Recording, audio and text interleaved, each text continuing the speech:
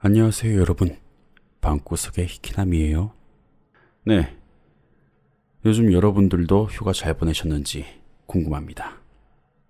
저도 요즘 노느라 바빴습니다. 오늘도 오디오북을 들고 왔습니다. 셜록 홈즈 새로운 시리즈, 제목은 프라이어리 학교고요. 듣고 마음에 드셨다면 구독과 좋아요 버튼, 하고 싶으신 말씀은 댓글로 부탁드릴게요. 그럼 시작하겠습니다. 베이커가에 있는 우리 집에는 홈즈를 찾아오는 여러 종류의 사람들이 마치 연극처럼 극적으로 나타났다가 극적으로 사라지곤 한다. 하지만 소니 크로프트 헉스터블 교장이 처음 나타났을 때처럼 갑작스럽고 놀라운 적은 없었다. 먼저 허드슨 부인이 문학 박사, 철학 박사 등 여러 가지 학자로서의 직함이 빽빽하게 들어차 있는 그의 명함을 우리에게 건네줬다. 그의 학자로서의 명성을 늘어놓기엔 명함이 너무 작다는 생각을 하는 순간 주인공이 방 안으로 들어섰다. 키가 매우 크며 중후하고 위험이 있어 보여 무슨 일이 있어도 흔들리지 않을 사람처럼 보였다. 그런데 그런 사람이 방 안으로 들어와 문을 닫고 비틀비틀 걷다가 테이블에 부딪혀 순식간에 그대로 넘어지고 말았다. 그러곤 난로 앞에 있는 공가죽 깔개 위에 커다란 몸을 엎드린 채 정신을 잃었다. 우리는 놀라 자리에서 일어났다. 그리고 아주 잠깐 동안 너무나 어이가 없어서 그저 그를 지켜만 보고 있었다. 마치 인생이라는 넓은 바다 저 멀리 한가운데서 갑자기 일어난 폭풍 후에 그 폭풍 후에 난파당한 꼴사나운 난파선 같다는 느낌을 받았다. 곧 홈즈가 머리 밑에 쿠션을 대주었고 내가 브랜디를 그의 입안에 흘려넣었다. 엄숙해 보이는 얼굴에는 몇 줄 깊은 주름이 새겨져 있었으며 눈 밑에는 검은 기미가 있었다. 벌어진 입술은 양쪽 끝이 늘어져 가엾은 인상을 주었으며 둥글고 두툼한 턱에는 한동안 깎지 못한 수염이 제멋대로 자라고 있었다. 오랜 여행을 하고 온 탓인지 셔츠와 목깃이 지저분했고 머리는 빗질을 하지 않아서 쑥대밭처럼 헝클어져 있었다. 무슨 이유에서인지 그걸 모르겠지만 지금 우리 앞에 쓰러져 있는 이 사람은 완전히 기력을 잃은 상태였다. 왓슨, 이게 어떻게 된 거지? 홈즈가 말했다. 상당히 지친 상태야. 오랫동안 아무것도 먹지 못한 데다가 피로가 겹친 것 같아. 내가 맥박을 짚으며 말했다. 맥박이 아주 약했다. 홈즈가 그 사람의 시계를 넣어두는 주머니에서 표를 꺼내들며 말했다. 북잉글랜드 매클튼에서 산 왕복표야. 아직 12시도 되지 않았는데 상당히 일찍 출발한 모양이군. 주름진 눈꺼풀이 꿈틀꿈틀 움직이기 시작했다. 그러곤 눈을 번쩍 뜨더니 공허한 회색 눈으로 우리를 올려다보았다. 그는 곧 당황한 듯 서둘러 일어나더니 창피했는지 얼굴이 빨갛게 변했다. 이런 모습을 보여서 정말 죄송합니다. 홈즈씨, 제가 좀 무리를 했나 봅니다. 우유와 비스켓을 조금 주시면 감사하겠습니다. 뭔가 좀 먹으면 나아질 것 같아서요. 사실은 당신이 저와 함께 가주셨음 해서 이렇게 찾아뵌 겁니다. 전보로는 일이 얼마나 급박한지 알릴 수가 없을 것 같아서. 좀 더 기운을 회복하신 뒤에 말하셔도. 아니, 이제 괜찮습니다. 제가 왜 이렇게 허약해졌는지 저도 잘 모르겠습니다. 홈즈씨, 제발 부탁이니까 저와 함께 다음 기차로 매클턴까지 가주실 수 없겠습니까? 홈즈는 고개를 옆으로 흔들었다. 여기 내 협력자인 왓슨 박사가 있으니 물어보시면 아시겠지만 우린 지금 매우 바쁩니다. 회로의 서류 사건도 해결해야 하고 에버 게베니 살인사건의 재판도 곧 시작될 겁니다. 아주 중요한 일이 아니면 런던을 떠날 수 없는 상황입니다. 그는 두 손을 과장스럽게 흔들며 말했다. 중요한 일이라고요? 당신은 홀더네스 공장님의 외아들이 유괴당한 사건을 아직도 모르십니까? 예? 뭐라고요? 전 수상이셨던. 맞습니다.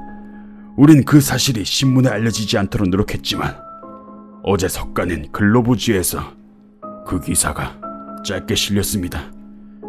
그래서 전 그 소식을 들으셨을 거라고 생각했는데. 홈즈는 길고 강하다란 팔을 뻗어 인명사전 중에 H 항목이 실린 것을 뽑아들었다. 홀더네스 제6대 공작 가터 1등 훈장, 취미론 고문관에다가 베벌리 남작과 카스텀 백작도 겸임. 하하, 이거 정말 대단하군. 자기만 해도 이렇게 많단 말인가.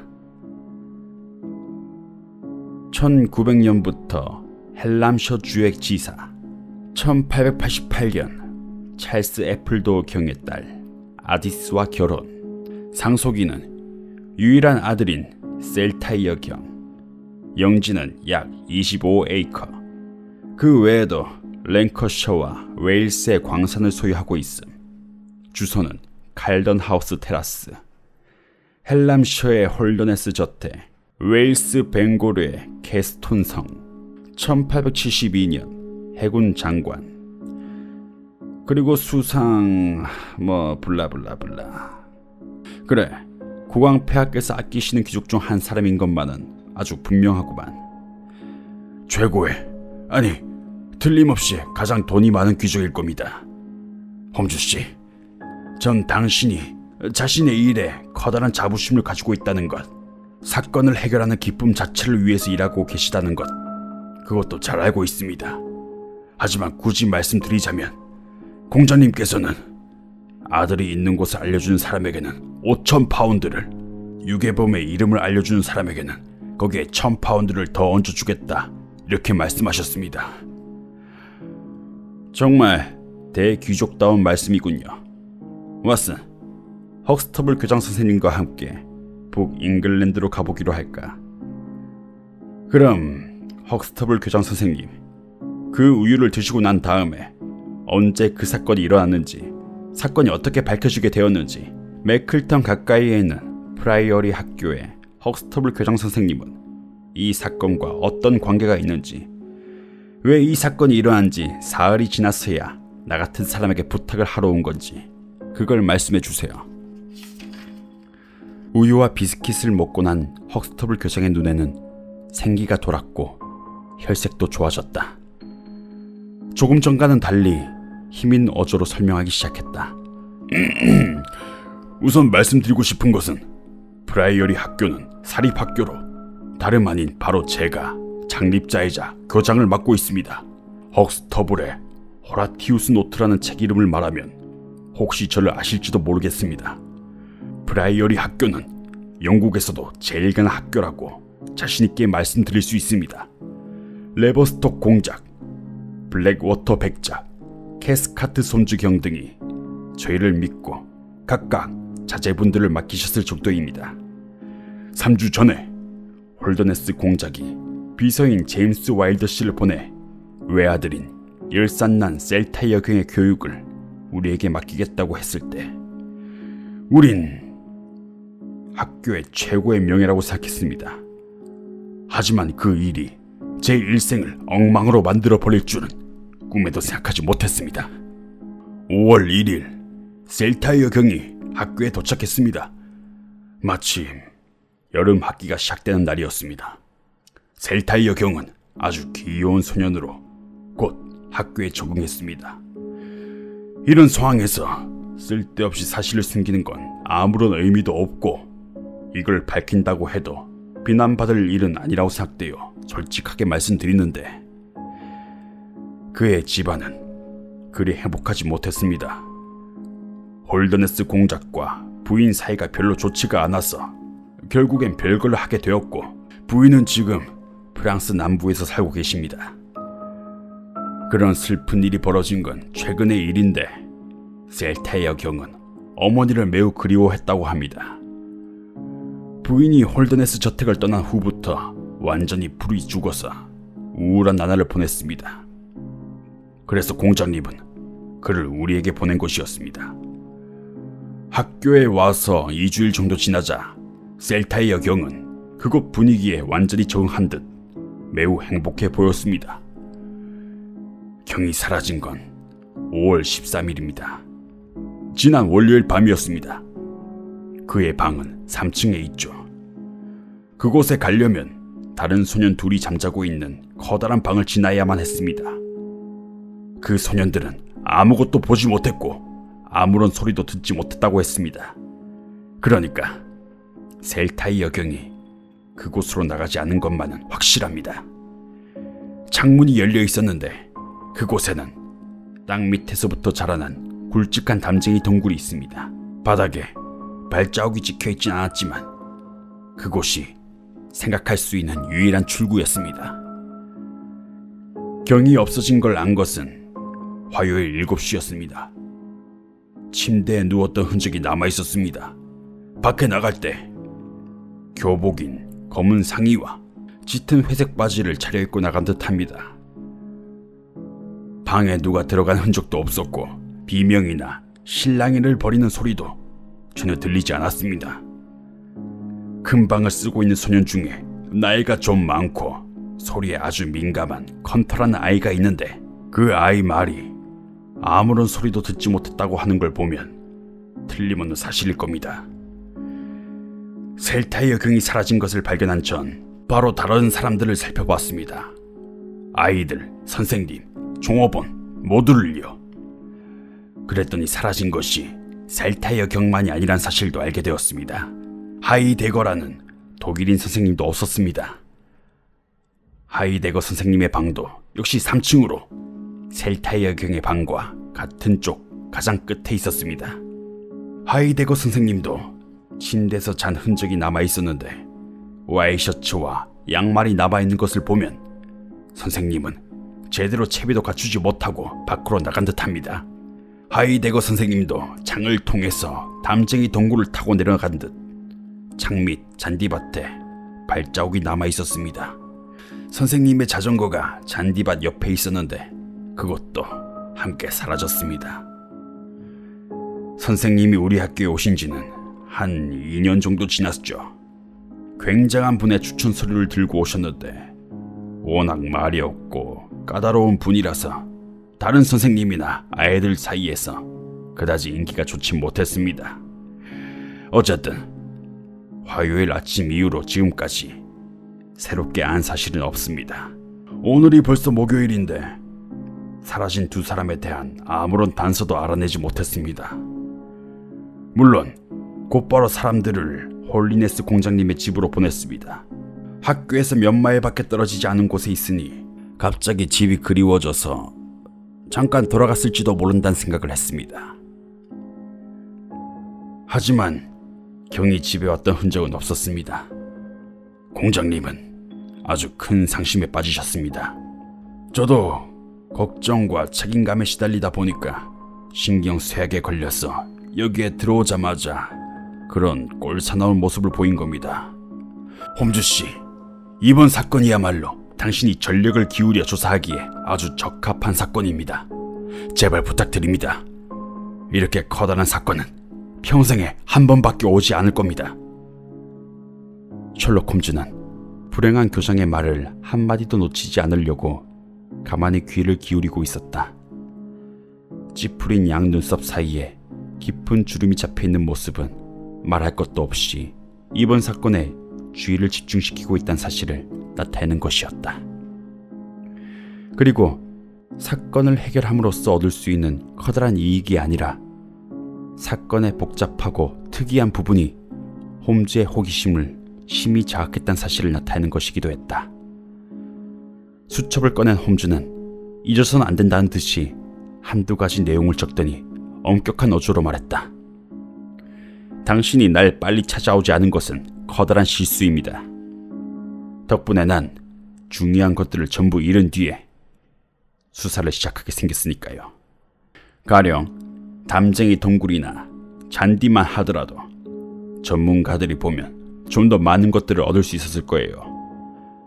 아니, 그건 제 탓이 아닙니다.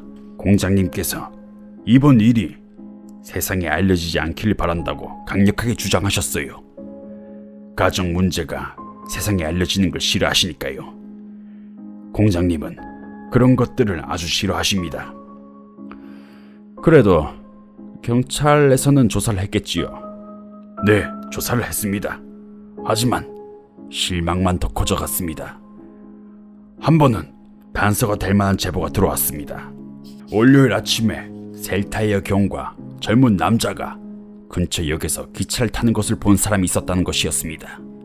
그 두 사람을 따라서 리버풀까지 갔는데 어젯밤 그 조사 결과가 도착했습니다. 그런데 그들은 전혀 다른 사람이었다고 합니다. 불안하고 절망스러워서 어젯밤에는 한숨도 잠을 이룰 수가 없었습니다. 그리고 아침 일찍 기차를 타고 바로 여기로 달려온 겁니다.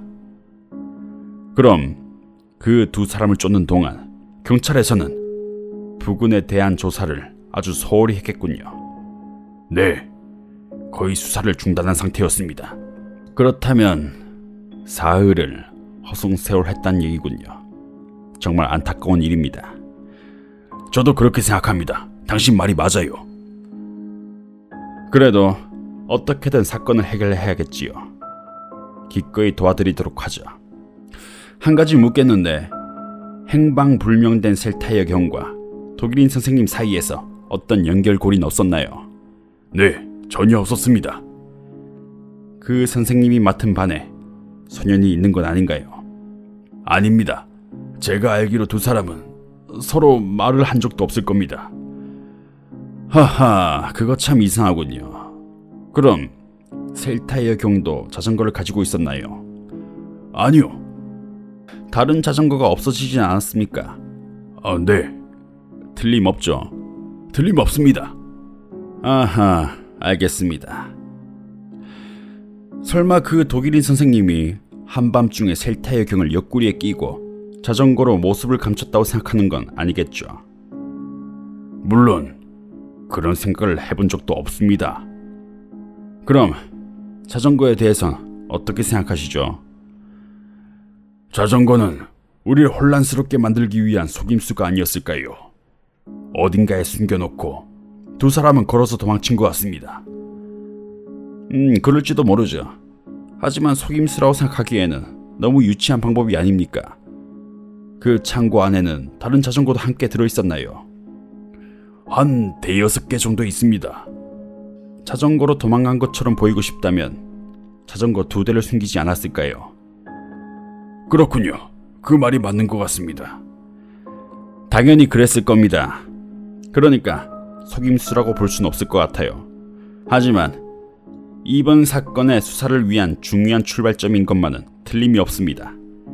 자전거를 숨겼든 부셨든 그건 그리 쉬운 일이 아닙니다. 그리고 다른 질문을 한 가지 더 해야겠습니다. 셀타이어 경이 모습을 감추기 전날 혹시 경을 만나러 온 사람이 없었습니까? 없었습니다. 그럼 편지가 온 것은? 네, 한 통이 있었어요. 누구에게서 온 것이죠? 아버지인 공장님이 보내신 겁니다. 아이들에게 온 편지를 열어보시나요? 아니요.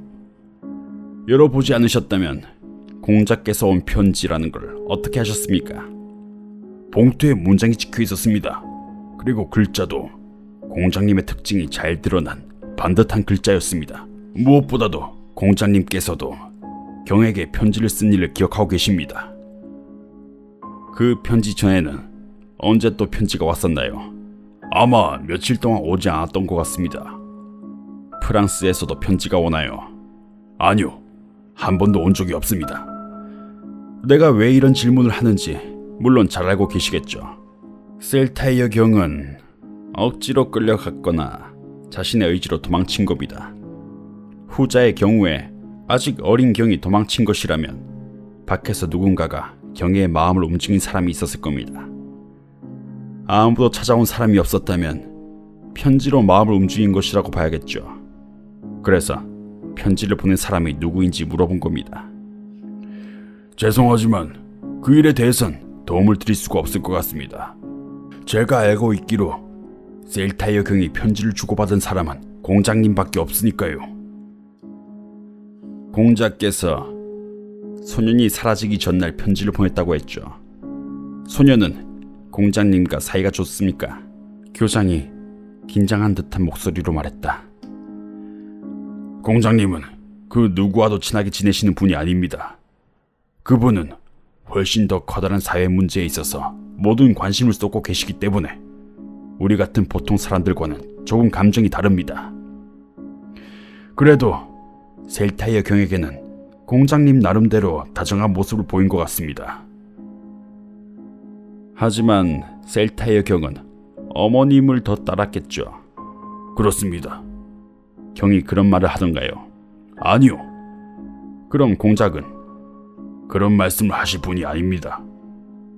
그럼 어떻게 하셨습니까? 공장님의 비서인 제임스 와일더 씨와 깊은 얘기를 나눈 적이 있습니다. 그때 셀타이어 경의 마음에 대해서 들었습니다. 그랬군요. 그럼 공작이 마지막으로 보낸 편지, 셀타이어 경이 사라진 뒤에 방에 남아 있었습니까? 아니요. 경이 그 편지를 들고 나간 것 같습니다. 홈즈 씨, 지금 뉴스턴 역으로 가지 않으면 기차를 놓치고 맙니다. 예, 마차를 부르겠어요. 15분만 더 시간을 주세요. 만일 전보를 보낼 거라면 아직도 리버풀이나 그 외에 다른 곳에서 수사를 하고 있는 것처럼 보이는 게 좋을 거예요. 그동안 난 당신의 뒤에 숨어서 수사를 진행하고 싶으니까요. 조금 시간이 지나긴 했지만 왓슨과 나 같은 노련한 사냥개가 맡지 못할 만큼 냄새가 완전히 사라져버리진 않았을 거예요. 그날 저녁, 우린 헉스터블 교장이 창립한 유명한 학교가 있는 산악지대에 도착했다. 상쾌하고 기분 좋은 곳이었다. 우리는 주위가 어두워진 뒤에야 학교에 도착할 수 있었다. 홀에 있는 테이블 위에 명함이 한 장 놓여 있었다.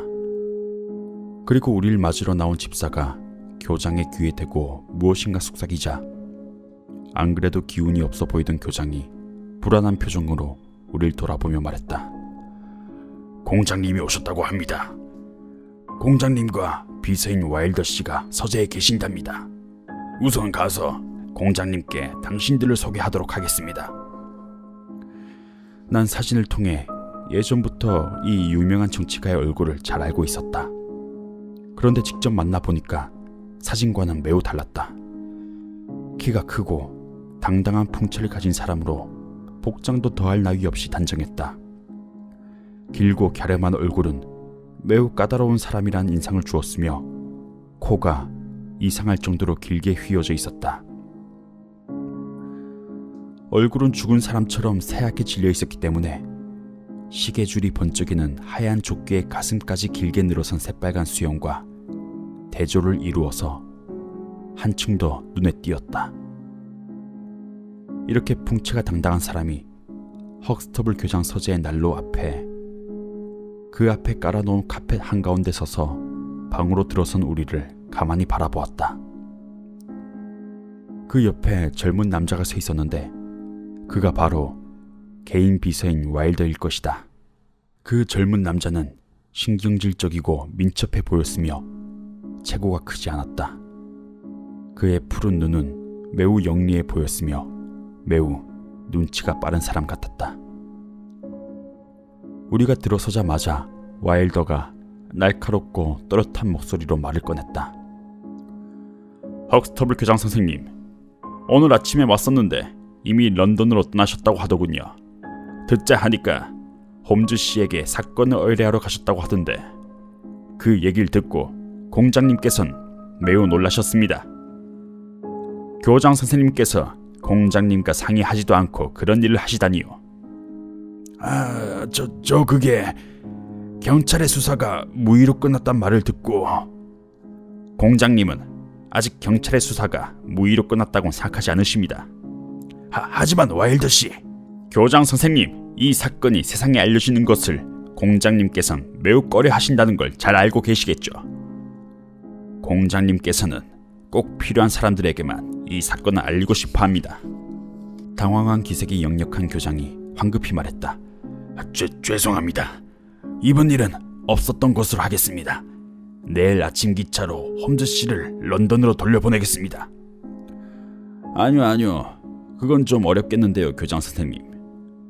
홈즈가 조용한 목소리로 말했다. 이곳 북부 지방은 공기가 매우 상쾌해서 건강에 좋을 것 같으니까 2-3일 정도 여기에 머물러야겠습니다. 그리고 사건에 대해서 생각을 해봐야겠는데요.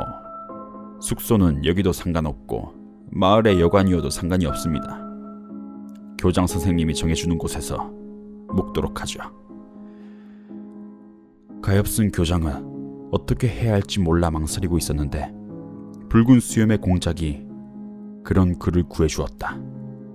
그의 목소리는 식사를 알리는 징소리처럼 매우 컸다. 헉스터블 교장, 나도 와일드의 의견에 동의하네. 먼저 나와 상의를 하는 편이 좋았을 것 같아. 하지만 홈즈 씨가 비밀을 알아버린 이상 홈즈 씨의 도움을 받지 않는 것도 현명한 처사는 아닌 것 같아. 괜찮다면 우리 집에서 묵어도 상관이 없네. 감사합니다, 카카. 하지만 조사를 위해서는 사건이 일어난 곳에 머무르는 것이 더 현명할 것 같아요. 자네 좋을 대로 하게. 홈즈, 어쨌든 알고 싶은 게 있으면 나나 와일드에게 언제든지 물어보게나. 곧 저택을 방문해야 할 일이 생길 줄로 압니다만 그 전에 지금 엿죽고 싶은 게 있습니다. 아드님이 사라진 이 이상한 사건에 대해서 조금이라도 짐작이 가는 부분이 없으십니까? 홈즈가 말했다. 아니, 전혀 없네. 그럼 무례한 질문으로 공장님을 불쾌하게 할지도 모르겠지만 수사를 위해서 어쩔 수 없는 일이니까 먼저 용서를 해주시길 바랍니다. 이번 사건이 공작 부인과 어떤 관계가 있다고 생각하십니까? 이 질문엔 대정치가도 조금 당황한 듯 잠시 망설이다가 대답을 했다. 아니, 그렇진 않을 걸세. 그렇다면 일반적으로 봐서 돈을 목적으로 하는 한 유괴범의 소행일 가능성이 매우 높습니다. 카카에게 몸값을 요구해온 사람이 없었습니까? 없었소. 한 가지 더 묻겠습니다. 이번 사건이 일어나던 날 밤 아드님께 편지를 보내셨다고 들었습니다. 아니, 내가 쓴 건 그 전날이었네. 물론 그러셨을 겁니다. 하지만 셀타의 경이 받은 건 바로 그날이겠지요. 그럴 거요. 그 편지에 셀타의 경을 흥분하게 만들 만한, 그리고 스스로의 모습을 감추게 할 만한 그런 말을 쓰진 않으셨습니까? 그런 내용은 쓰지 않았네. 그 편지를 직접 붙이셨습니까? 공작이 대답을 하기 전에 비서인 와일더가 조금 화한 듯한 목소리로 말했다. 카카는 직접 편지를 붙이시거나 그러지 않으십니다. 그 편지는 다른 편지와 함께 서재의 테이블 위에 놓여 있었고 제가 그 편지들을 붙였습니다. 편지들 속에 틀림없이 그 편지가 있었나요? 제가 그걸 봤으니 틀림이 없습니다. 카카, 그날 편지를 몇 통 정도 쓰셨습니까? 20-30통 정도. 난 늘 많은 편지를 써야만 하네. 어쨌든 그 질문은 핵심에서 벗어난 것 같은데. 아니요. 그렇게 단언할 수는 없습니다. 홈즈가 말했다. 어쨌든 경찰에는 프랑스 남부에 주목하라고 일러두었네. 조금 전에도 말했듯이 공작 부인이 이처럼 무례한 짓을 저질렀을 리라곤 생각하지 않아. 하지만 경이 어머니를 지나치게 그리워한 나머지 잘못된 생각을 갖게 되었을지도 모르는 일이지. 그래서 독일인 선생에게 도움을 얻었든지 부추김을 받았든지 그렇게 해서 어머니에게로 달아난 걸지도 모르니까. 헉스터블 교장, 난 그만 집으로 돌아가도록 하겠네. 공작이 말했다. 하지만 난 홈즈가 아직도 묻고 싶은 것이 있다는 사실을 알 수가 있었다. 공작이 느닷없이 이런 태도를 취한다면 신문은 그것으로 끝날 수밖에 없다. 공작은 선천적으로 귀족으로서의 성격을 타고난 사람이었다. 자기 가정의 일을 타인과 이야기한다는 것은 견디기 힘든 일일 것이다. 그리고 홈즈의 질문이 점점 날카로워지고 있었기 때문에 남들에게 숨겨져 왔던 공작가의 비밀에 좋지 않은 빛이 비춰질지도 모른다고 그렇게 생각한 것 같다. 홀더네스 공작이 비서 와일드를 데리고 나가자 홈즈는 바로 수사에 몰두하기 시작했다. 셀타이어 경의 방도 주의 있게 살펴보았지만 아무런 소득을 얻지 못했다. 그저 창으로 나간 것이 틀림없다는 사실을 확인했을 뿐이다. 독일인 선생인 하이데거의 방과 그의 소지품에서도 아무런 단서를 찾을 수 없었다. 하지만 선생의 경우에는 담쟁이 덩굴에 선생의 몸무게에 짓눌린 흔적이 남아있었으며 랜턴을 비춰가며 조사했더니 잔디에는 내려섰을 때 생긴 뒤꿈치의 자국이 뚜렷하게 남아있었다. 잔디에 찍힌 그 발자국이 수수께끼와도 같은 이번 사건의 유일한 증거였다. 그 후 셜록 홈즈는 혼자서 밖으로 나갔다. 그리고 11시가 지나서야 돌아왔다. 홈즈는 육지 측량부에서 작성한 이 부근의 커다란 지도를 들고 있었다. 그 지도를 내 방으로 가지고 와서는 침대 위에 펼쳐놓고 그 한가운데 램프를 올려놓았다. 그리고 담배를 피우며 얘기를 시작했다.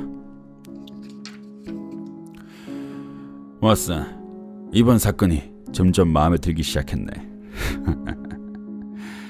두어 가지 아주 재밌는 점이 있어. 자네도 이 부분의 자리를 한시라도 빨리 외워두는 게 좋을 거야. 수사에 상당한 도움이 될 테니까. 그래, 지도를 보게. 검게 칠한 사각형이 프라이어리 학교야. 여기에 핀을 꽂아두겠네. 그리고 이 선은 대로야. 이건 학교 앞을 동서로 가로지르고 있지. 그리고 학교를 중심으로 동서 1마일 정도는 샛길이 없어. 길은 이것 하나뿐이야. 길을 따라 도망갔다면 이 길로 도망갔을 거야. 그렇군. 그런데 운이 좋게도 그 문제가 일어났던 날 밤에 이 길을 지난 사람들을 어느 정도는 확인할 수가 있었어. 이 지역의 경찰 중에 한 명이 지금 내가 파이프로 가리키는 지점에서 그날 밤 12시에서 6시까지 보초를 섰었다고 하네. 학교 앞길을 동쪽으로 따라가다가 처음으로 만나게 되는 갈림길이야. 그 경찰의 말에 의하면 자신은 한시도 자리를 떠나지 않았는데 아이고 어른이고 누구 하나 지난 사람이 없었다는 거야. 조금 전에 그 경찰을 직접 만나고 왔는데 아주 믿을 만한 사람이었어. 이쪽은 전혀 문제 삼을 게 없어. 이번에는 그 반대쪽인데 여기에는 붉은 소라는 여관이 있어. 그곳의 안주인이 병에 걸렸다더군. 그래서 의사를 부르려고 매클톤으로 사람을 보냈는데 그만 의사가 다른 곳으로 왕신을 나가 자리에 없었기 때문에 아침까지 오지 않았다고 하네. 초조하게 의사를 기다리던 여관 사람들은 밤새 한숨도 자지 않고 쉴 새 없이 대로를 지켜봤다고 하네. 이 말이 틀림없다면 서쪽에도 지켜본 사람이 있었다는 말이야. 그러니까 우리의 그 두 사람은 길의 동쪽으로도 서쪽으로도 지나지 않았다는 얘기가 되지. 하지만 자전거로 지날 수 있는 곳은 내가 한마디 거들었다. 그래, 그 문제도 있지. 자전거에 대해서는 곧 얘기하도록 하겠네. 우선은 하던 얘기를 계속하도록 하지. 두 사람이 대로를 따라 도망가지 않았다면 프라이어리 학교 북쪽이나 남쪽에 있는 들판으로 도망쳤다는 얘기가 돼. 이건 틀림없을 거야. 그렇다면 어느 쪽으로 도망쳤는지 따라가 보기로 하세. 지도에 표시된 대로 프라이어리 학교의 남쪽은 넓은 밭으로 이루어져 있어. 하지만 그 사이에는 돌담이 있어서 그래, 거기 직접 가보고 알았는데 거기로는 절대로 자전거를 타고 지날 수가 없어. 따라서 남쪽으로 도망쳤을 거라는 생각은 버려도 좋아. 다음으로 북쪽을 살펴보기로 하세. 이쪽으로는 지도에 듬성듬성한 숲, 이렇게 표시된 조그만 숲이 있어. 그 너머에 로길 황무지, 이렇게 적힌 넓고 평평한 황무지가 10마일에 걸쳐서 펼쳐져 있네. 다소 굴곡이 있긴 하지만 지대가 점점 높아지고 있어.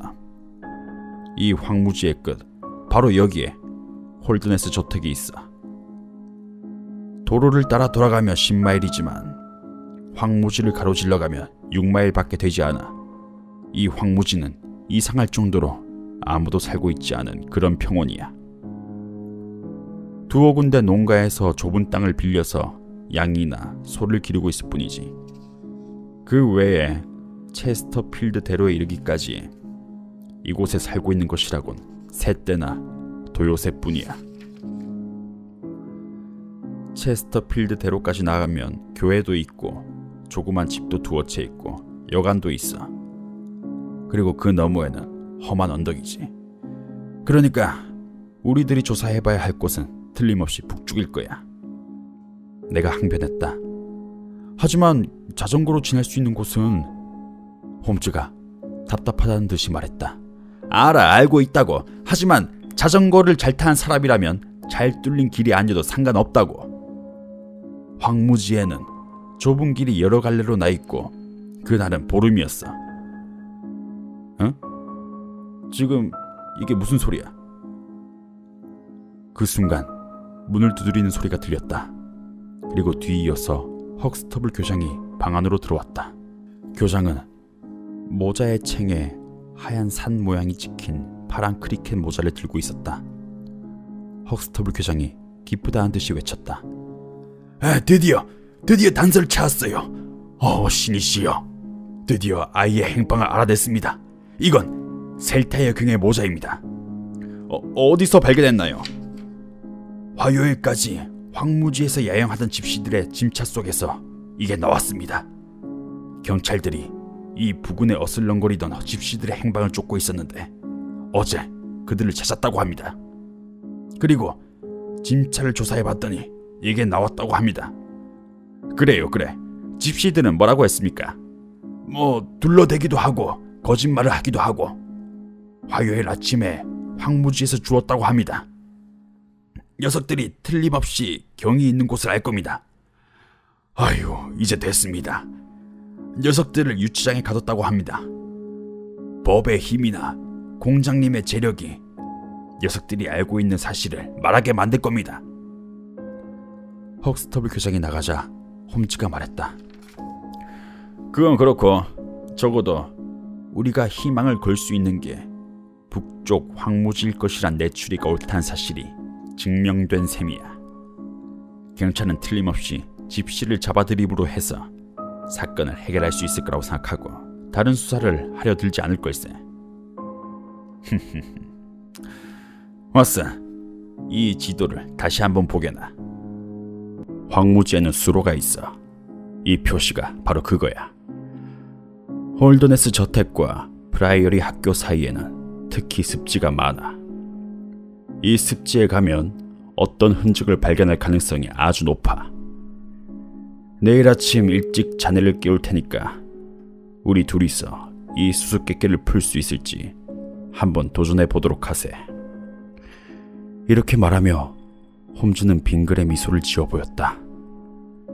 내가 눈을 떠 침대 옆에 서 있는 호리호리한 홈즈의 모습을 본 것은 어둠이 거친 직후였다. 홈즈는 옷을 말끔히 차려입고 있었을 뿐만 아니라 벌써 외출을 했다 돌아온 듯했다.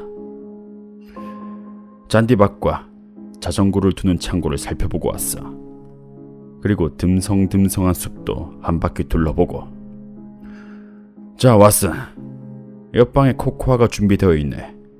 우리 앞에 여러 가지 일들이 기다리고 있으니까 서둘러 주길 바라네. 홈즈의 눈은 빛나고 있었으며 뺨은 작업을 눈앞에 둔 예술가처럼 기쁨으로 붉게 물들어 있었다. 베이커가에 있을 때의 홈즈와는 전혀 다른 모습이었다. 베이커 가에서는 언제나 깊은 생각에 잠겨 있어 얼굴이 창백했지만 오늘은 활기차고 생기가 넘쳐 보였다. 그렇게 기운이 넘쳐있는 홈즈의 모습을 올려다보며 나도 질 수 없다고 생각했다. 하지만 실망만이 우릴 기다리고 있었다. 우린 양들이 다니는 수백 개의 오솔길이 얽혀있는 젓갈색 진흙이 깔려있는 황무지를 힘차게 나아가 옅은 녹색을 띠고 있는 넓은 습지까지 다다랐다. 만일 셀타이어 경이 저택으로 돌아가려 했다면 반드시 지났을 것이며 경이 지나갔다면 반드시 흔적이 남아있었을 것이다. 하지만 아무리 찾아보아도 경과 독일인 하이데거 선생이 지나간 흔적은 보이지가 않았다. 습지를 열심히 둘러보고 이끼 낀 지면을 조사하는 홈즈의 얼굴도 점점 어두워지기 시작했다. 양들의 발자국은 헤아릴 수도 없이 많았다. 한 군데이긴 했지만 소의 발자국도 있었다. 하지만 그 외에는 아무것도 찾아낼 수가 없었다. 홈즈는 길이 구불구불 뻗어있는 황무지를 힘없이 둘러보았다. 이것으로 첫 번째 장소의 조사는 끝났어. 여기서부터 습지가 좁아지다가 저 건너편에서 다시 두 번째 습지가 펼쳐지네. 아니 왓슨, 이것 좀 봐.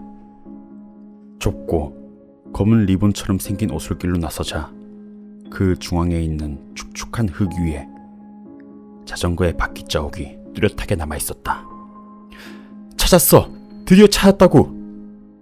내가 큰 소리로 외쳤다. 그러자 홈즈가 고개를 옆으로 흔들었다. 뿐만 아니라 뭔가 혼란스러운 듯 기뻐하기는커녕 오히려 알 수 없단 표정을 지었다. 홈즈가 말했다. 자전거가 지난 자국인 것만은 틀림이 없는데 그 자전거 자국이 아니야. 난 바퀴의 종류에 따라서 서로 다른 42종류의 자국이 생긴다 사실을 알고 있어. 이건 던롭 회사 거야. 하이데거 선생의 자전거는 타이어에 세로로 긴 줄무늬가 있는 팔머 회사 거를 쓰고 있어. 에이블링 수학 선생이 확실하게 기억하고 있었어.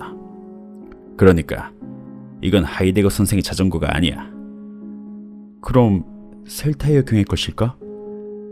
경이 자전거를 타고 도망갔다면 그렇게 볼 수도 있겠지. 그런데 지금으로서는 셀타이어 경이 어떻게 도망갔는지 전혀 알 수가 없단 말이야. 어쨌든 이 자국은 프라이어리 학교 쪽에서 온 거야. 어쩌면 학교를 향해 간 걸지도 모르지 않나. 내가 말하자 홈즈가 강하게 부정했다. 아닐세. 좀 더 깊이 파인 자국은 체중이 실리는 뒷바퀴 자국이야. 그런데 그 뒷바퀴 자국이 이렇게 얕은 앞바퀴 자국에 겹치기도 하고 그것을 지우기도 하지 않았나. 그러니까 이건 틀림없이 학교 쪽에서 온 거야. 이 바퀴 자국이 이번 수사와 관계가 있는진 잘 모르겠어. 하지만 앞으로 나가기 전에 이것이 어디서부터 온 것인지 더듬어 가보기로 하세. 우린 바퀴 자국을 따라서 거슬러 올라갔다. 200, 300야드 정도 가니까 축축한 땅이 끝나서 거기서부턴 바퀴 자국이 끊어져 있었다. 그 오솔길로 따라가 보니 조그만 샘물이 졸졸 흐르고 있는 곳이 나타났다. 거기서 소발자국에 거의 지워지긴 했지만 다시 한번 바퀴 자국을 발견할 수 있었다. 그 앞에서는 바퀴 자국을 다시 발견할 수 없었지만 오솔길은 프라이어리 학교의 뒤쪽에 있는 드문드문한 숲까지 곱게 뻗어 있었다. 자전거는 그 숲 속에서 출발한 것이 틀림이 없었다. 홈즈는 그곳에 있는 커다란 바위에 앉아 두 손으로 턱을 받치고 생각에 잠겼다. 내가 담배를 한 대 다 피울 때까지 꼼짝도 하지 않았다. 그래, 맞아. 교활한 사람이라면 다른 자국을 남기려고 자전거 바퀴를 갈아 끼우는 일 정도는 충분히 생각해낼 수 있을 거야. 그런 생각을 할 줄 아는 범인이라면 내가 상대하기에 부족함이 없는 적수지. 어쨌든 이 문제는 나중에 생각하기로 하고 다시 한번 습지로 돌아가 보도록 하세. 아직 조사해야 할 곳이 많이 남아있을 거니까. 우린 황무지에 축축한 흙이 남아있는 부분을 한 군데도 남김없이 샅샅이 뒤지고 돌아다녔다. 그리고 얼마 지나지 않아서 그 인내심이 커다란 열매를 맺었다. 습지의 낮은 부분을 똑바로 가로질러 가는 질퍽질퍽한 오솔길이 있었다. 그곳에 다가서자 홈즈가 환호성을 질렀다. 전화선을 뭉쳐놓은 듯한 흔적이 오솔길 중앙을 달려 내려가고 있었다. 바로 팔모 회사 타이어였다. 홈즈가 만족스럽다는 듯이 말했다. 하이데거 선생의 자전거야. 틀림이 없어. 내 추리력도 꽤 쓸만하지 않은가? 축하하네. 하지만 아직 갈 길은 아직 멀어. 자국을 밟지 않고 걸어주게. 이 자국을 따라가 보기로 하세. 그렇게 멀리까지 따라갈 순 없을지 몰라도. 때로는 바퀴 자국이 사라지기도 했지만 이 부근엔 곳곳에 젖은 땅이 있어서 길 앞쪽에서 다시 바퀴 자국이 발견되곤 했다. 홈즈가 말했다. 여기서부터 하이데거 선생이 속력을 내기 시작했다는 사실을 알아볼 수 있겠나? 아니, 그걸 어떻게 알 수 있지?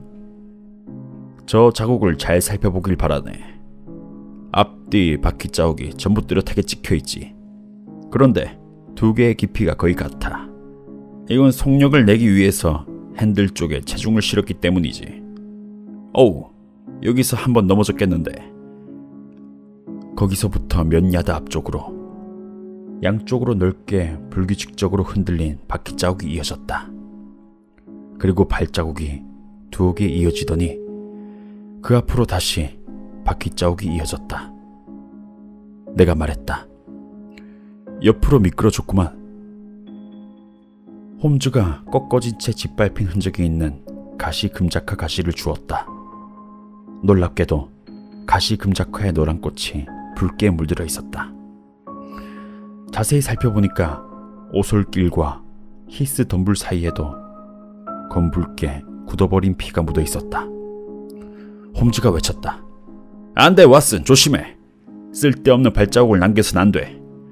어쨌든 여기서 넘어졌다가 다시 일어나서 상처를 입은 채로 자전거를 타고 앞으로 나아갔어.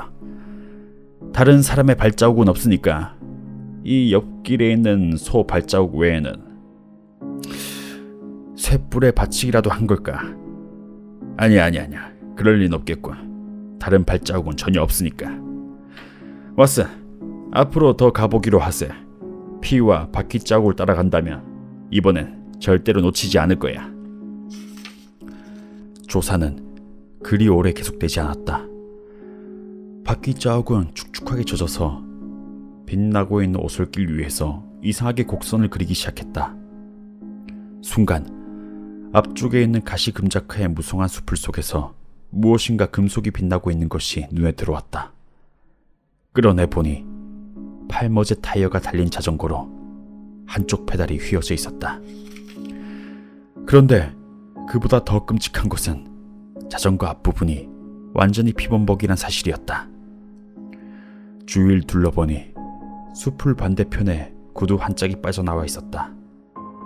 우리는 서둘러 그곳으로 달려갔다. 그런데 놀랍게도 그곳엔 자전거 주인이 쓰러져 있는 것이 아니겠는가. 턱수염을 덥수룩하게 기른 키가 큰 사내로 쓰고 있던 안경의 한쪽 알이 맞아 있었다. 머리에 일격을 당해 죽은 듯 보였고 상처는 두개골에까지 미쳐 있었다. 이 정도 상처를 입고도 다시 자전거에 올라 얼마간을 달릴 정도라면 상당히 용감하고 정력적인 사람이었을 것이다. 구두는 신고 있었지만 양말은 신고 있지 않았다. 벌어진 코트 안쪽에는 잠옷을 입고 있는 것이 보였다. 틀림없이 그 독일인 선생 하이데거였다. 홈즈는 조심스럽게 사체를 뒤집어 면밀하게 조사를 했다. 그리고 자리에 앉아있는 동안 한동안 가만히 생각이 잠겼다. 이마에 주름이 잡혀있는 것을 보면 이 끔찍한 사체의 발견은 이번 사건에 도움을 주기보다는 오히려 사건을 더욱 복잡하게 만들고 있음을 알 수가 있었다. 드디어 홈즈가 입을 열었다. 지금부터 무엇을 해야 할지 결정하기가 쉽지 않아. 마음 같아선 이대로 조사를 계속하고 싶어. 많은 시간을 허비했으니까 더 이상 우물쭈물 할 수도 없고. 하지만 이 사실을 경찰에 알려서 가엾은 사체를 어떻게든 해주고 싶기도 하고. 내가 경찰에 알리러 갈까? 아니, 자넨 남아서 날 도와줬으면 해. 잠깐만. 저기에 토탄을 켜고 있는 사람이 있어. 저 사람을 데려와 주지 않겠나? 저 사람에게 경찰서까지 가달라고 부탁하세. 난 그 농부를 데리고 왔다. 그 사람은 사체를 보자마자 뒷걸음치며 완전히 겁을 먹었다. 홈즈는 짧은 편지를 써서 그에게 건네주며 헉스터블 교장에게 전해달라 부탁했다. 홈즈가 말했다. 왓슨, 우린 오늘 2가지 단서를 잡았어. 하나는 발머제 바퀴 자국. 그 결과는 지금 우리 눈으로 확인했네. 다른 하나는 덜롭 회사 바퀴 자국. 그 자국을 따라 조사하러 가기 전에 지금 알고 있는 것이 어떤 것들인지 다시 한번 확인해 보기로 하세. 그러면 중요하지 않은 것과 중요한 것을 구분해낼 수가 있어서 앞으로의 수사에 도움이 될 걸세. 우선 첫 번째로 셀타의 경우 스스로 도망친 것이 틀림이 없다는 사실이야. 행동을 같이 한 사람이 있었는가 하는 점은 중요하지 않아. 스스로 담쟁이 동굴을 타고 내려와서 도망을 친 거야. 이건 틀림없는 사실일세. 나도 그의 의견에 동감했다. 다음은 저 불행한 독일인 선생님. 셀타이어 경은 밖으로 나올 때 완전히 채비를 갖추고 나왔어. 그건 전부터 준비하고 있었단 사실이지. 하지만 하이데거 선생은 양말조차 신고 있지 않아. 선생은 틀림없이 서둘러 나왔을 거야. 그것도 역시 틀림없는 사실이라고 생각하네. 그렇다면 하이데거 선생은 왜 밖으로 나온 걸까? 침실의 창을 통해서 셀타의 경이 빠져나가는 것을 보고 그를 데리러 나갔을 거야. 선생은 자전거를 꺼내 경을 뒤쫓았어. 그러다 도중에 죽음을 맞이한 거야. 틀림없이 그랬을 거야. 그 다음은 내 추리에 의한 것인데, 어른이 어린 소년을 쫓아갈 때 보통은 그냥 쫓아가지. 금방 따라갈 수 있을 테니까. 그런데 하이데거 선생은 뛰어가지 않았어. 자전거를 사용했지. 선생은 자전거를 아주 잘 탄다는 얘기야. 하지만 경이 도망치는데 어떤 빠른 수단을 사용하는 것을 보지 않았다면 자전거로 뒤를 쫓진 않았을 거야. 자전거를 타고 있었군, 셀타이어 경은. 조금 더 사건의 줄거리를 따라 가보도록 하세. 하이데거 선생은 프라이어리 학교에서 5마일이나 떨어진 곳에서 죽었어. 총 맞고 죽은 게 아니야. 총이라면 경이라고 해서 쏘지 못하란 법도 없지만 이건 굉장한 힘이 실린 일격에 당한 거야. 그렇다면 도망칠 때 경과 동행한 사람이 있다는 얘기가 되는 거지. 그리고 자전거에 능숙한 사람이 5마일이나 뒤를 쫓았으니까 도망칠 때 어떤 빠른 수단을 사용했다는 거야. 그렇다면 문제는 하이데거 선생이 살해된 부근에서 무엇이 발견됐나, 이런 점이야. 그런데 이상하게도 거기서 소의 발자국이 조금 발견됐을 뿐 다른 것은 아무것도 발견되지 않았단 말이야. 게다가 이 부근의 50야드 안쪽으로는 다른 길도 없어.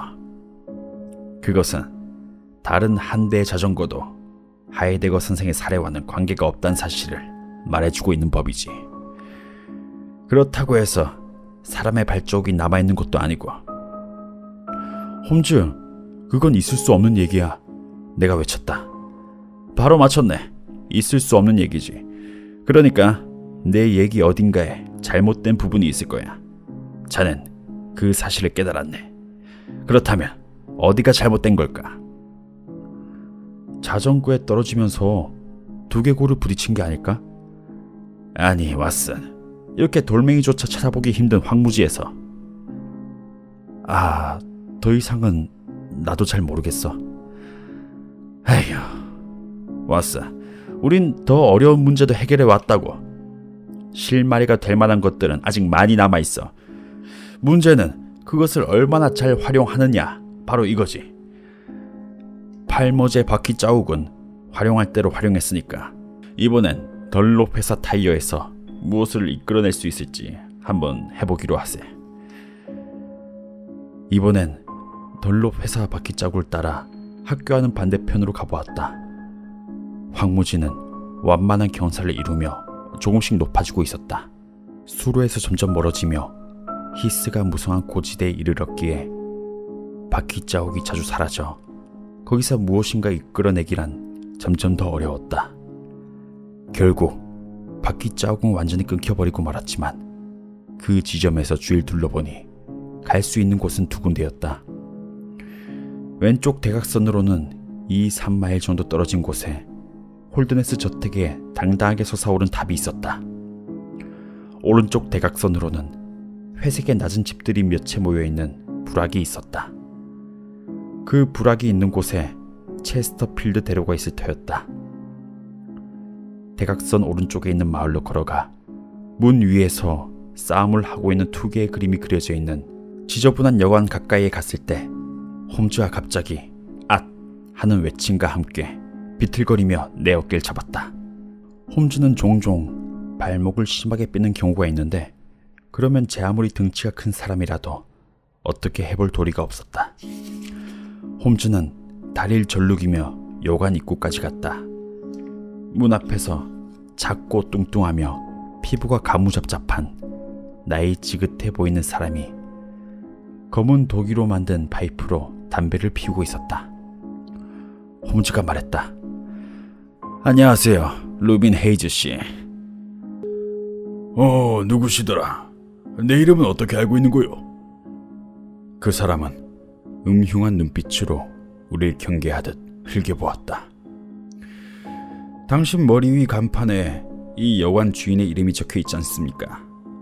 당신이 주인이시죠? 역시 주인에게서는 어딘가 다른 분위기가 풍겨요. 그런데 말인데 마차 같은 걸 좀 빌릴 수 있을까요? 그런 건 없어. 제가 이쪽 발을 땅에 댈 수가 없어서요. 땅에 안 대면 될 거 아니오? 아니, 그럼 걸을 수가 없지 않습니까? 한쪽 발로 뛰어가시구려. 여관 주인인 루빈 헤이지 씨의 태도는 너무나도 불친절했다. 하지만 홈즈는 웃는 얼굴로 그를 상대했다. 그러지 말고 사정 좀 봐줘요. 정말 걸을 수가 없다니까요. 돈은 내가 얼마를 들여도 상관이 없으니까요. 나하고는 상관없는 일이요. 주인은 꿈쩍도 하지 않았다. 아주 중요한 일이 있어서 그럽니다. 그래요. 그 1소블린을 드릴 테니까 자전거 한 대만 빌려주시오. 1소블린이란 말을 들은 주인의 태도가 갑자기 변했다. 어디 가려는 거요? 홀드네스 저택이요. 아니, 공장님과 아는 사이인가? 주인은 진흙투성이가 된 우리의 옷을 가만히 둘러보며 비아냥거리듯 말했다. 홈즈가 빙그레 웃으며 말했다. 어쨌든 공장님은 기꺼이 만나줄 겁니다. 어째서? 사라진 아드님의 소식을 가지고 왔거든요. 루빈 헤이즈는 몹시 놀란 모양이었다. 응? 뭐라고? 그럼 도련님이 계신 곳을 알아내기라도 했다는 그런... 네, 리버풀로 갔습니다. 1시간 후면 찾았다는 정갈이 올 거예요. 순간 수염으로 뒤덮인 뚱뚱한 얼굴의 표정이 확 바뀌었다. 헤이즈는 갑자기 상냥하게 우릴 대하기 시작했다. 아하, 난 사정이 있어서 공장님의 일 따위에는 별로 관심이 없습니다. 저택에서 잠깐 일한 적이 있었는데 아주 형편없는 대접을 받았죠. 작곡 파는 녀석의 거짓말만 믿고 증명서도 없이 날 내몰았어요. 그래도 도련님이 리버풀에 있다는 얘기를 들으니까 기쁘군요. 그 소식을 전하는 거라면 내 기꺼이 도와드리도록 하죠. 아하, 고맙습니다. 우선 먹을 걸 좀 주십시오. 그런 다음에 자전거를 좀 빌리도록 하죠. 홈즈가 말했다. 아까도 말했지만 자전거는 없어요.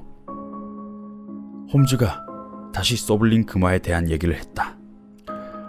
하하, 그래도 없는 건 없는 거요. 저때까지 가시는 거라면 말을 2필 빌려드리도록 하지. 알겠습니다.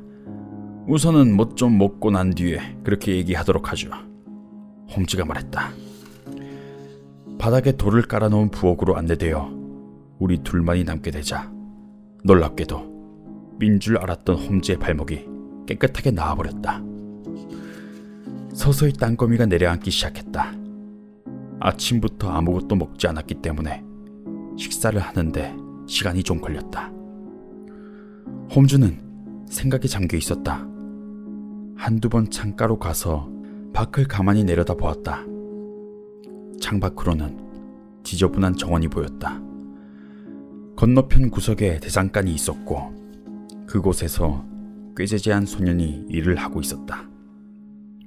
그 반대편은 마구간이었다. 몇 번 창밖을 내다보고 의자에 앉아 생각에 잠겨있던 홈즈가 갑자기 의자에서 벌떡 일어나더니 큰 소리로 외쳤다. 왓슨, 드디어 알았어. 드디어 알았다고. 그래, 맞아. 틀림이 없을 거야. 왓슨, 자네 혹시 오늘 소의 발자국을 봤지 않은가? 많이 봤지. 어디서? 여기저기서. 습지에도 있었고 오솔길에도 있었고 하이데거의 사체를 발견한 곳에서도 있었고. 맞았어. 그럼 왓슨, 황무지에서 본 소는 몇 마리인가? 허허, 한 마리도 보지 못한 것 같은데. 그래, 이상하다고 생각지 않나, 왓슨? 듣고 보니 이상하군. 왓슨, 가만히 있어보게나. 잘 떠올려봐. 오솔길에 있던 소의 발자국 혹시 기억나나? 기억나. 어느 곳에서는 소의 발자국이 이런 식으로 찍혀 있었던 걸 기억하겠나? 홈즈가 빵가루를 주워 테이블 위에 다음과 같이 늘어놓았다. 그리고 때로는 이렇게 찍혀 있었어. 이런 식으로 찍혀 있는 곳도 있었지. 홈즈가 여러 가지 형태로 늘어놓은 다음에 말했다. 자, 기억나나? 아니, 모르겠어. 난 확실하게 기억하고 있어. 틀림이 없네. 시간이 있을 때 다시 확인해보도록 하게. 그걸 봤으면서도 추리를 해내지 못하다니 완전히 눈뜬 장님이었어. 어떤 추리? 아직도 모르겠나? 걷기도 하고 천천히 뛰기도 하고 전속력으로 달리기도 하다니 참 신기한 소란 사실일세.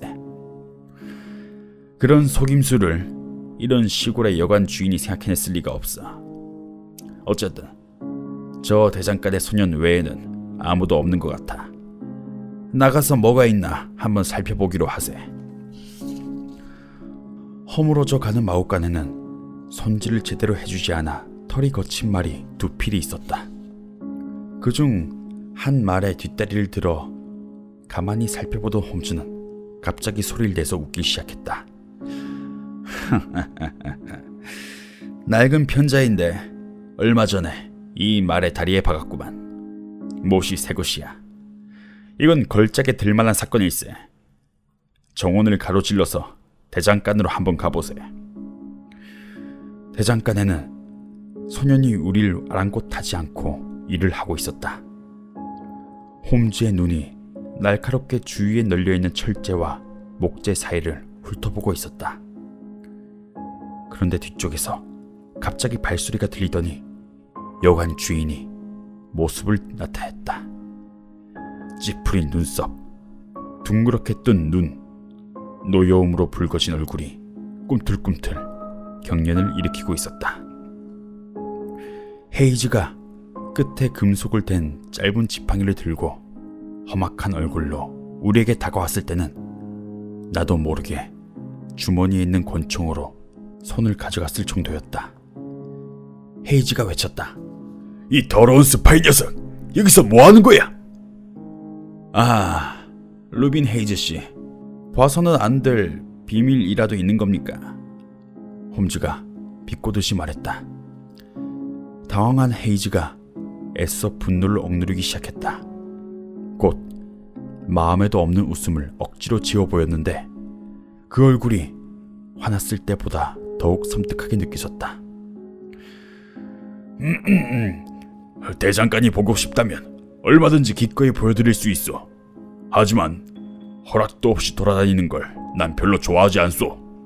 자, 신사 양반, 얼른 돈을 지불하고 떠나도록 하시오. 하하, 알았어요, 헤이즈 씨. 뭐 별 뜻이 있었던 건 아닙니다. 그저 말을 살펴봤을 뿐이라고요. 어쨌든 이제 말은 필요가 없습니다. 걸어가기로 했으니까요. 뭐 그리 먼 것도 아니고. 저택문까지 2마일도 되지 않소.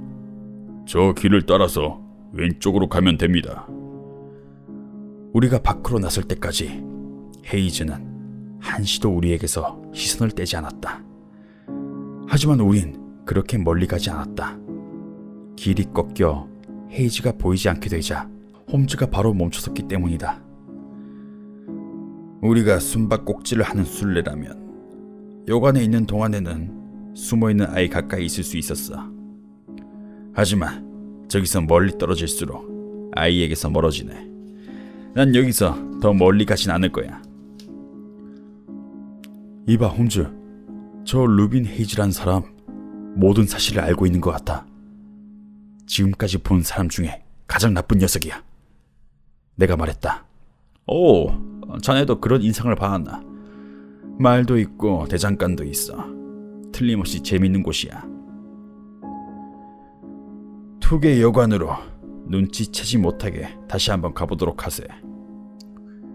뒤쪽은 거친 회색 석회암으로 이루어진 언덕이었다. 우린 길을 버리고 그 언덕의 사면을 따라서 여관으로 가기로 했다. 그러다 문득 홀드네스 저택 쪽으로 돌아보니 도로를 따라서 자전거 한 대가 이쪽으로 달려오고 있는 것이 보였다. 숙여, 왓슨! 홈즈가 내 어깨를 힘껏 누르며 말했다. 몸을 숙인 순간 자전거가 빠른 속도로 도로를 지나쳐갔다.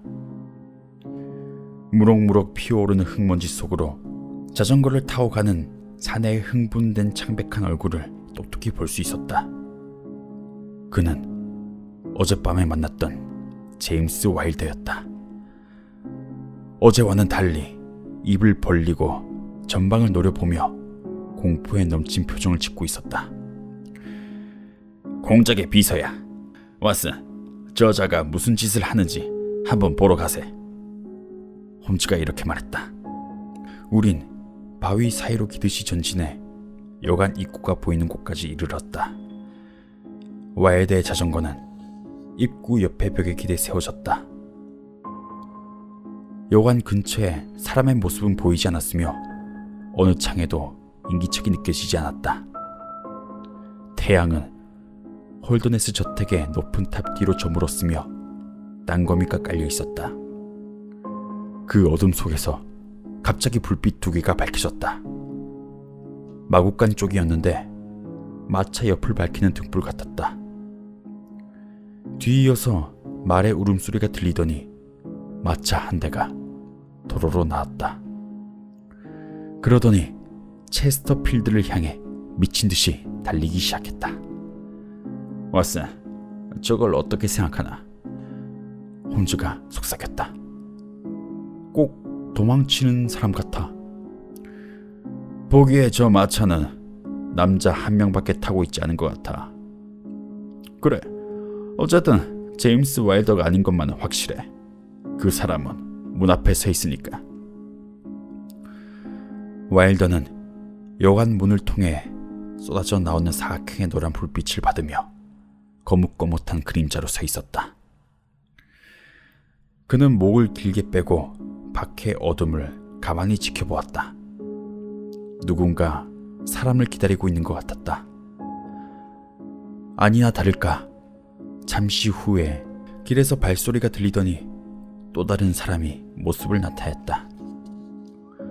그 사람이 잠시 불빛 속으로 들어섰지만 곧 문이 닫혔기 때문에 주인은 어둠에 잠기고 말았다. 5분 뒤에 2층에 있는 한 방에 불이 들어왔다. 지저분한 여관치고는 훌륭한 손님을 확보하고 있구만. 홈즈가 말했다. 술을 마시러 온 거라면 카운터는 반대편에 있을 텐데. 맞아. 틀림없이 특별한 손님일 거야. 와일더 씨는 이런 데서 뭘 하는 걸까? 그리고 뒤이어서 온 사람은 누굴까? 조금 위험하더라도 조사해볼 필요가 있을 것 같은데. 우린 도로 쪽으로 기어 내려갔다. 문 쪽으로 살금살금 다가가 보니까 자전거가 아직도 벽에 기댄 채 세워져 있었다. 홈즈가 성냥에 불을 붙여 자전거 바퀴를 살펴보았다.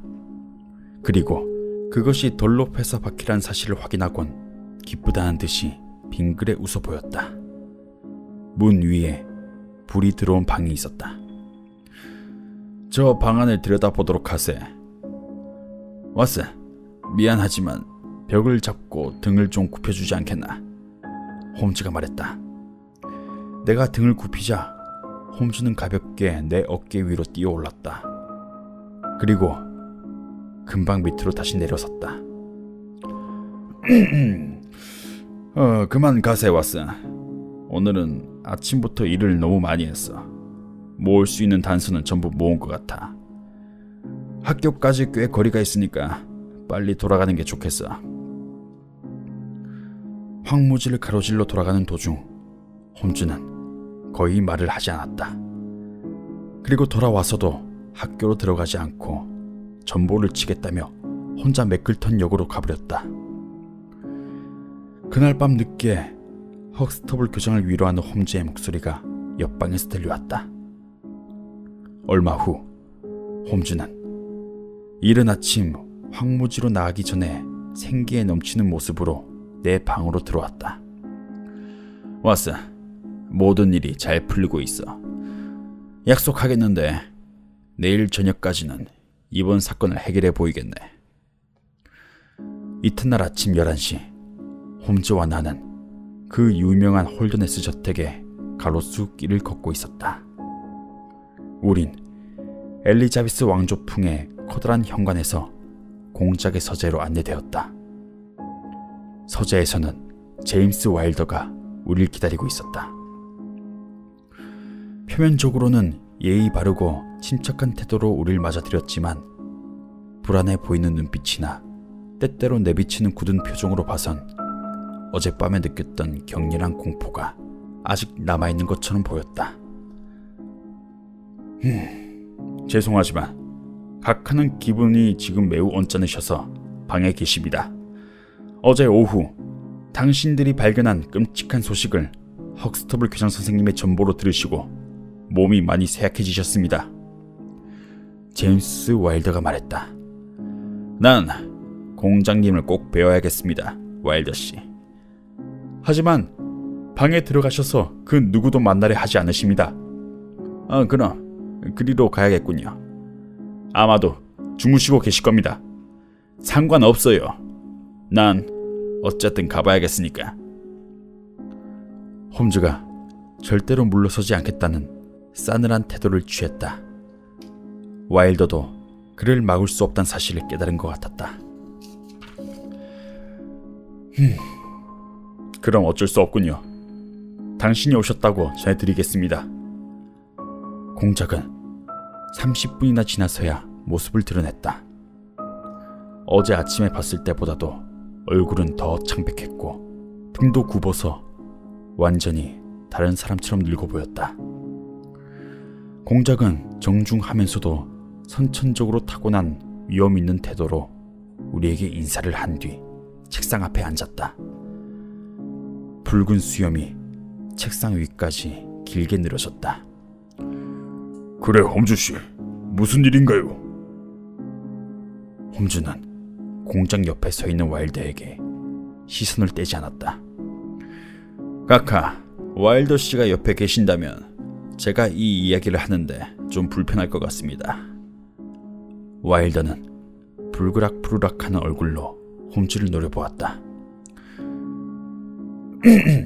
카카가 원하신다면 저 역시. 알겠네. 자네 나와보게. 그럼 홈즈씨, 무슨 이야기인지 한번 말해보게. 홈즈는 비서인 와일더가 밖으로 나가 문을 완전히 닫을 때까지 기다렸다. 그리고 느린 어조로 말했다. 카카, 저와 여기 있는 왓슨 박사는 이번 사건에 현상금이 걸렸다는 말을 헉스터블 교장의 입에서 직접 들었습니다. 그 점을 카카가 직접 확인해 주셨으면 좋겠습니다. 틀림이 없어, 홈즈. 아드님이 계신 곳을 알려주는 자에게 5,000파운드를 주신다고 하셨는데 틀림없습니까? 맞소. 그대로요. 그리고 아드님을 유괴한 자나 가둔 자의 이름을 알려준다면 거기에 1,000파운드를 더 얹어준다고 하셨는데 혹시 이것도? 맞소. 그것도 틀림없는 말이요. 후자의 경우 아드님을 유괴한 자뿐만이 아니라 지금 가두고 있는 공범자도 거기에 포함된다고 생각해도 되겠습니까?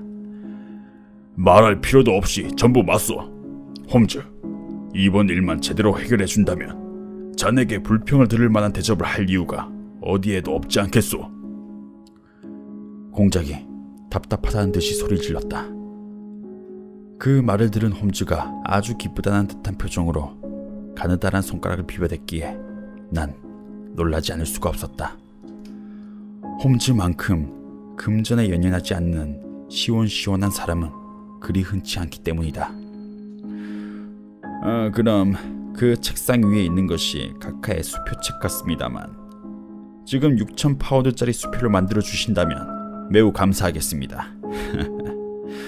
그 지급 보증 수표면 됩니다. 제가 거래하고 있는 은행은 캐피탈 카운티드 은행 옥스퍼드 지점입니다. 홈즈가 말했다. 공작은 자리에서 벌떡 일어나더니 홈즈를 노려보았다. 홈즈, 지금 농담하는 건가? 농담할 일이 따로 있지. 당치 않으십니다, 카카. 전 지금 매우 진지하게 말씀드리고 있으니까요. 그럼 무슨 뜻이지? 현상금을 받겠다는 얘기는 지금 아드님이 어디 계신지 그리고 지금 아드님을 가두고 있는 사람 중에 적어도 한 사람을 알고 있다는 말씀입니다. 공작의 얼굴이 한층 더 새파랗게 질려 붉은 수염이 한층 더 눈에 띄었다. 그 애가 지금 어디에 있나? 공작이 갈라지는 목소리로 물었다. 적어도 어젯밤까지는 이곳에서 2마일 정도 떨어진 투게 여관에 계셨습니다. 공작이 무너지듯 의자에 앉았다. 그럼 범인은 누구란 말이지? 홈즈의 대답은 참으로 놀라운 것이었다.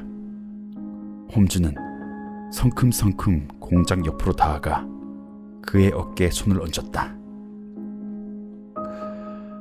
범인은 바로 당신입니다, 카카. 자, 그럼 이제 수표를 써주셨으면 좋겠습니다. 난 결코 잊을 수 없을 것이다. 순간 당황하던 공작의 표정을. 의자에서 벌떡 일어난 공작은 마치 깊은 수렁에 떨어지는 듯한 그런 표정을 지어 보였다. 그리고 두 손에 얼굴을 묻은 채 자신의 당황하는 모습을 보이지 않으려고 노력했다.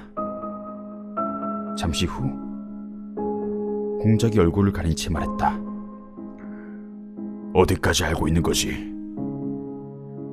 전 어젯밤에 카카가 갇혀있는 아드님과 함께 있는 장면을 봤습니다. 자네 친구 외에 누가 또 이 사실을 알고 있지? 아무에게도 말하지 않았습니다. 공작은 떨리는 손으로 펜을 들고 수표책을 펼쳤다. 홈즈, 약속은 지켜야겠지. 자네가 가지고 온 보고가 제 아무리 반갑지 않은 것이라 할지라도 수표는 쓰도록 하겠네. 처음 현상금을 걸 때 일이 이렇게 될 줄은 꿈에도 생각지 못했어. 자네나 자네 친구 모두 이 일이 얼마나 중대한 일인지 잘 알고 있을 테니까 경솔하게 발설하거나 그러진 않겠지. 무슨 뜻입니까? 확실하게 말하겠네, 홈즈. 이 사실을 알고 있는 것이 자네 두 사람뿐이라면 그 이상 다른 사람에게 알리는 짓은 하지 말아주게. 내가 줘야 할 돈이 12,000파운드였나. 홈즈가 빙그레 웃으며 말했다. 카카, 문제는 그렇게 간단하지 않습니다. 독일인 선생인 하이데거 씨가 죽었다는 사실을 생각하셔야 될 겁니다. 하지만 그건 비서와는 상관없는 일이야. 그건 그가 고용한 악한이 저지른 짓이라고.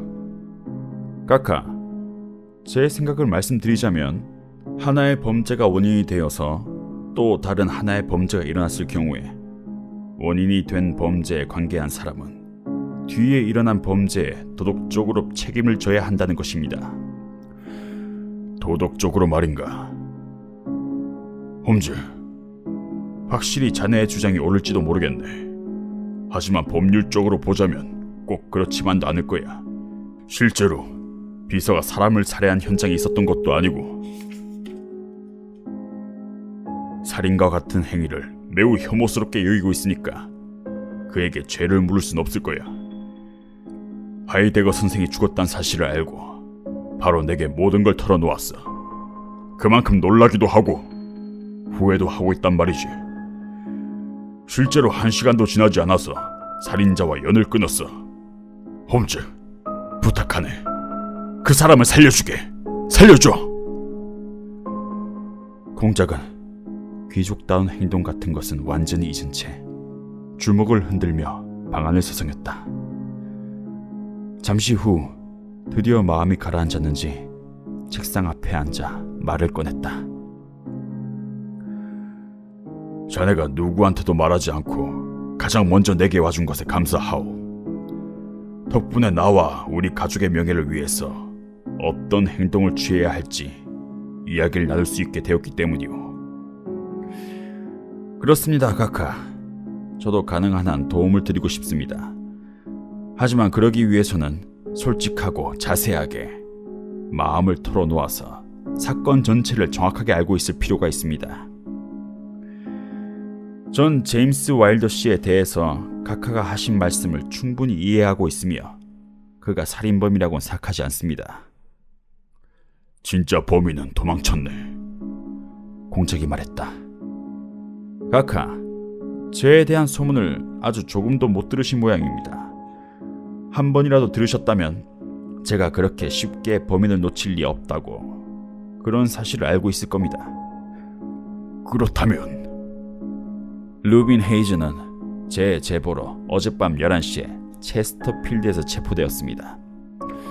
오늘 아침에 여기로 오기 전에 이곳 경찰서장이 보낸 전보를 받았습니다. 공작은 다시 한번 놀란 듯 홈즈를 바라보았다. 자네 정말 인간 이상의 능력을 가졌군. 그런가? 루빈 헤이즈가 체포되었단 말인가? 그 말을 들으니 정말 기쁘네. 그 일로 제임스의 신변에 문제가 생기지 않는다면. 카카의 비서 말씀이시군요. 아니, 그 아이는 내 아들일세. 이번엔 홈즈가 놀랐다. 설마... 솔직히 말씀드리자면 전혀 뜻밖의 일입니다. 좀 더 자세한 얘기를 들려주셨으면 좋겠습니다. 자네에게만은 모든 걸 털어놓겠네. 비록 내게는 고통스러운 일이라 할지라도 이런 경우엔 자네 말대로 솔직하게 털어놓는 것이 가장 좋은 방법이 될 거야. 왜냐하면 이 모든 것이 저 어리석은 제임스의 질투에서 비롯된 거니까. 홈즈씨, 난 젊었을 때 한 여자를 일생에 단 한 번이라도 해도 좋을 정도로 사랑했었어. 물론 난 청혼을 했지. 하지만 그녀는 신분이 다르니까 자신은 틀림없이 날 불행하게 만들 거라고 결혼을 하려고 하지 않았어. 그리고 그녀는 요절하고 말았어. 만일 그녀가 살아있었다면 난 평생 결혼을 하지 않았을 거야. 그녀는 아이 한 명을 남기고 왔어. 난 그녀를 기억하기 위해 그 아이를 애지중지 길렀어. 떳떳하게 내 아들이라고 할 순 없었지만 가능한 한 훌륭한 교육을 받게 했고 학교를 졸업하자마자 내 곁에 두기로 했어.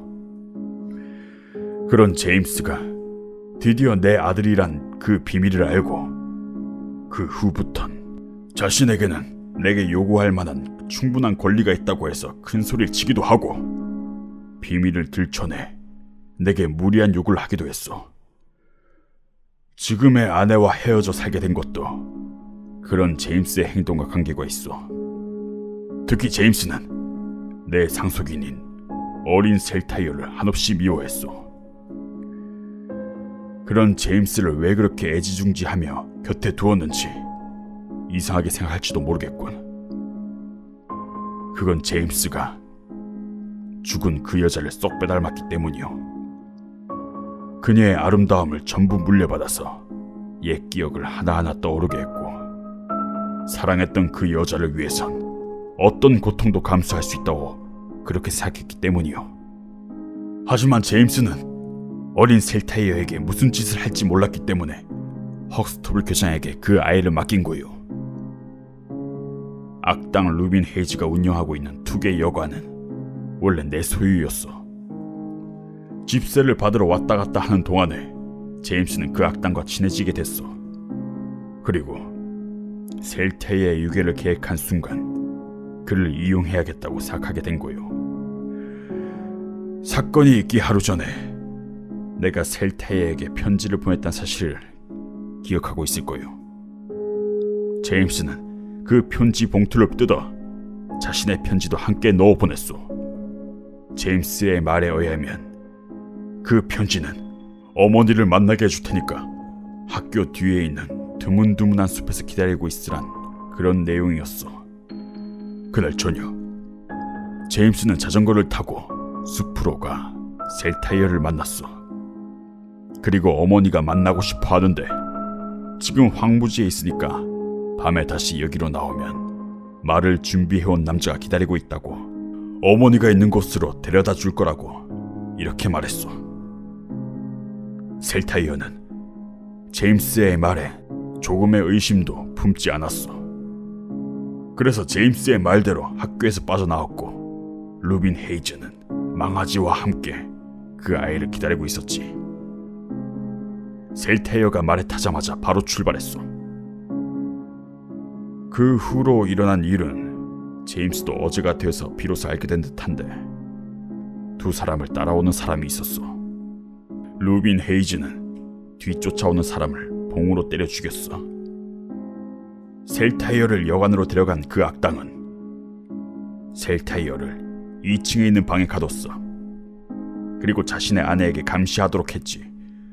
그 남자의 아내는 착한 여자이긴 했지만 난폭한 남편의 말에 거역할 수가 없었을 거요.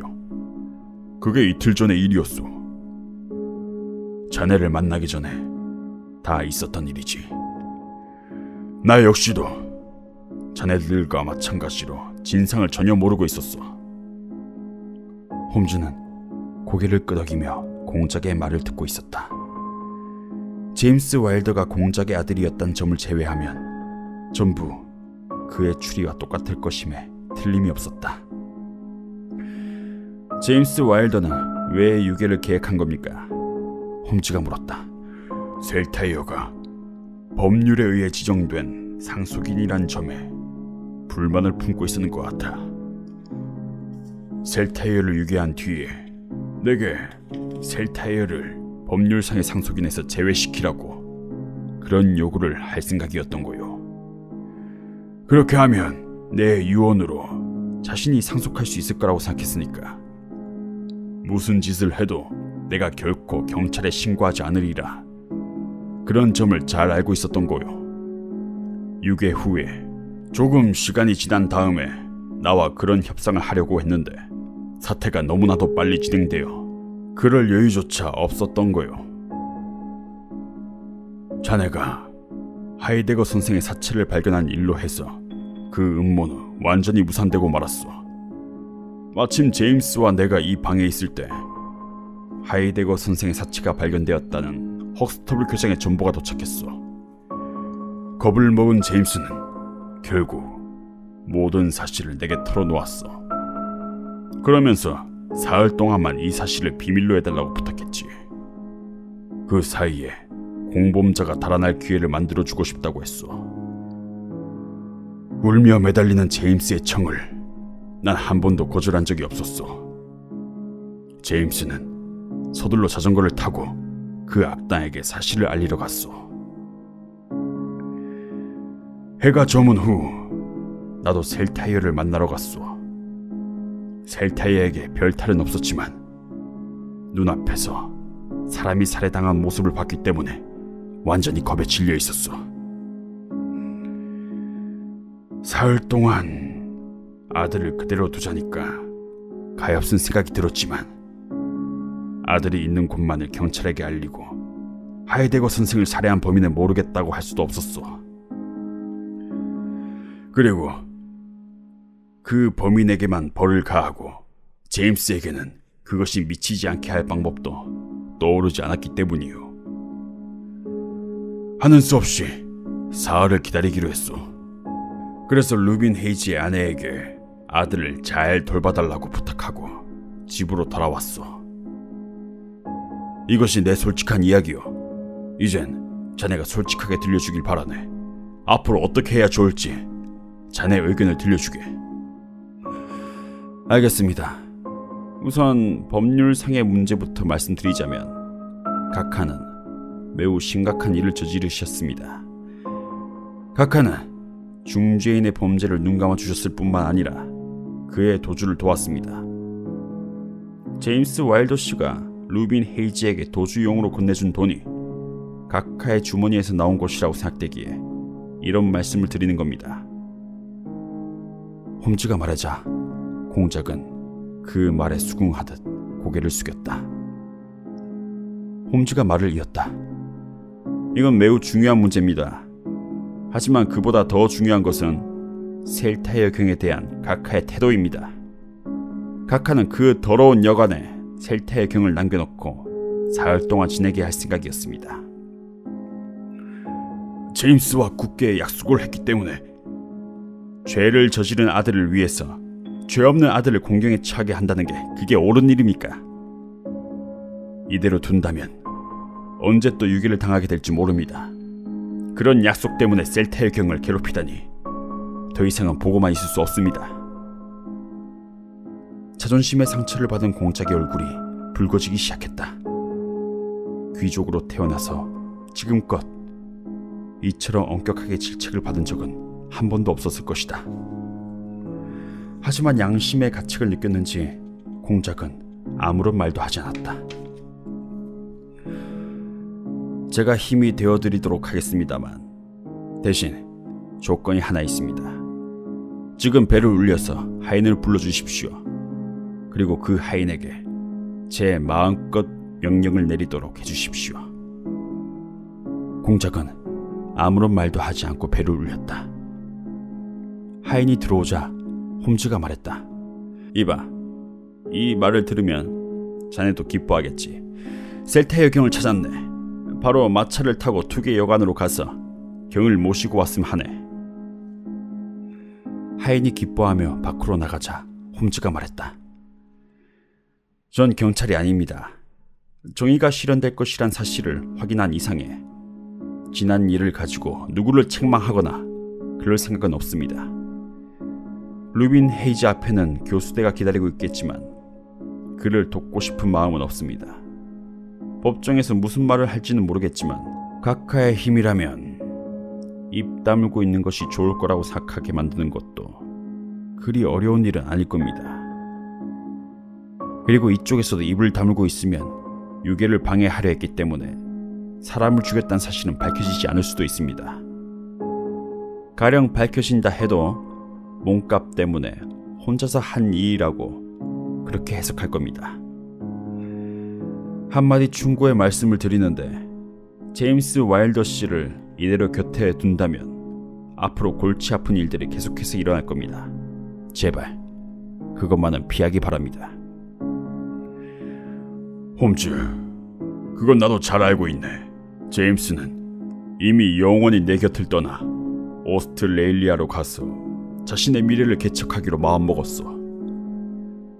그렇다면 제임스 와일더 씨 때문에 헤어져 살게 됐던 부인을 다시 불러서 함께 생활하시길 바랍니다.